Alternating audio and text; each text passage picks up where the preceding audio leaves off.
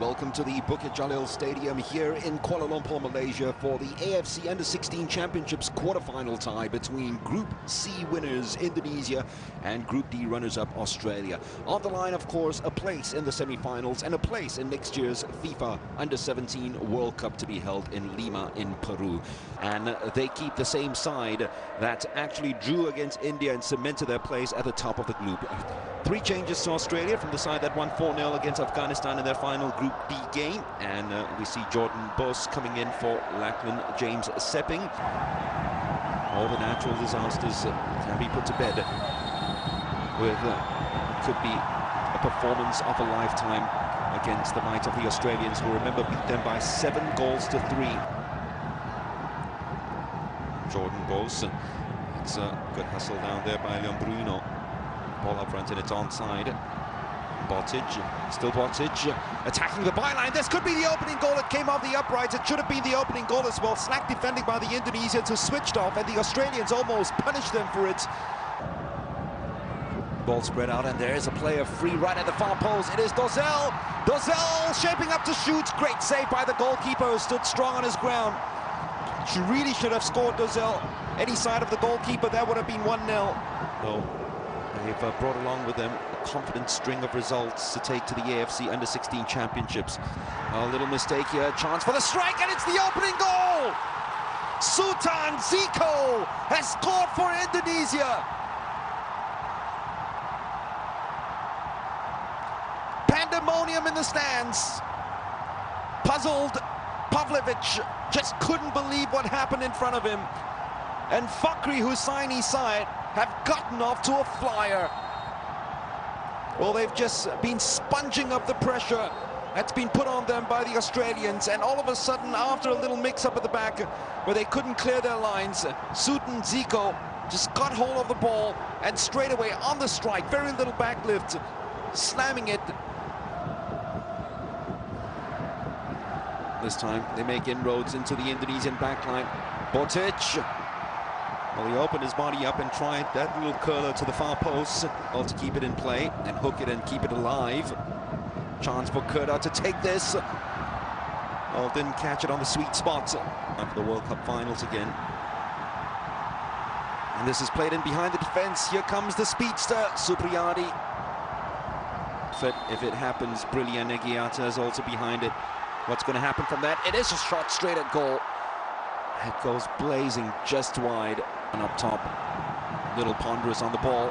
Supriyadi just dancing his way around a couple of challenges, just couldn't get past Walsh with that final fling and slide. But that doesn't deter them. And here is Supriyadi on the break, leading the charge yet again. Ambiris trying to get the ball off him, failed to do so. Supriyadi sets up the goal scorer, Ziko. Well, that deflection could have gone anywhere. They showed it then. That's showing too much of the ball was Komang. The Australians now on the counter-attack. It's onside. It's poor touch by Boss. It's great goalkeeping. And yet again, the Australians squander another opportunity in front of goal. Molana. Oh, clever pass inside to Supriyadi. Supriyadi might have gone for goal himself. Gives a chance to Ziko. Ziko yet again looking to create the angle for himself, failed to do so. And Supriyadi had an opportunity right then to open his body up and really beat the goalkeeper. Sultan. Bagos, Andre breaking clear. It's Andre Octaviancha. Andre! Saved by the goalkeeper. Supriyadi couldn't apply the finishing touch. And the vociferous support has certainly lifted this side into uncharted territories. Just a little bit more. Hang on, or maybe even extend it. Too dangerous, especially for the Indonesian supporters. This one's a much better free kick, and that will be the equalizer. It is Daniel Walsh, the tallest of the lads, inside the penalty box. And once you have a good delivery, that's what's going to happen. Hernando had no chance at all. Fleeting hope for the Australians. And they will tell you that they deserve that.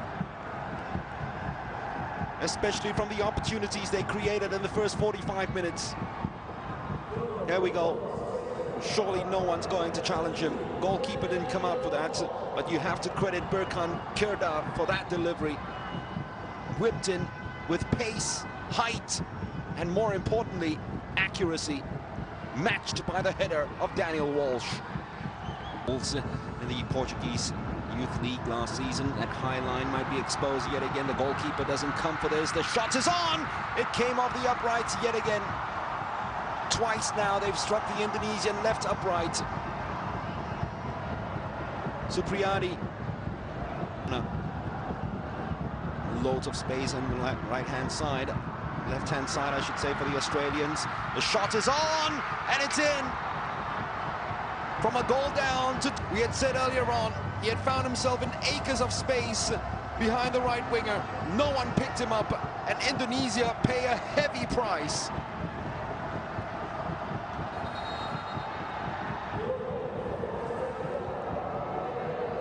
Sushes the crowd, and that might just be the sniper that puts an end to all hopes. You could claim that Bagas miscontrolled the ball, but where was the marking behind him? For the longest time he was tucked inside, and it needed someone from the right winger's role to come back, support, but Brilliant didn't keep pace with Jan Bruno. Clever from Kerdar. Varga was spinning away, and talking about spinning away, this might just put it to bed. Opens the angle for the shot, and that surely will be Australia through to the quarterfinals. Their top scorer, Noah Botic, has done it again. Nothing Hernando could do with that strike. The moment he cut it back to his favorite right foot, there was always and only going to be one result.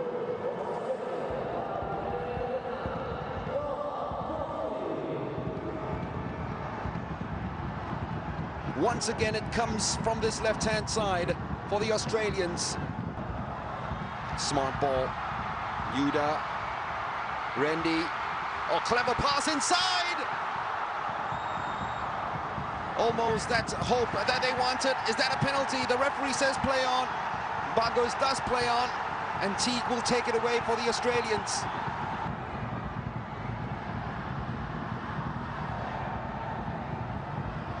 Is that onside? Assistant referee doesn't flag. Duzel tried to do too much. And tried to just blast. And the Indonesians find one more inspiration. Hammond didn't throw in a challenge at all, which is almost criminal. Yuda, still Yuda, forced to take the shot. Just over. At their upright rocked. Thought it was going to be their lucky day. And then that floater in the box, and it defeated them. The ball's played in behind the defense. It's a good touch, and that is for 3-2. It's the substitute, Randy Juliansha, who has come on and gotten behind the Australian defense and feasted on what was a delightful little lob by Captain Maulana. Indonesia have a glimmer of hope.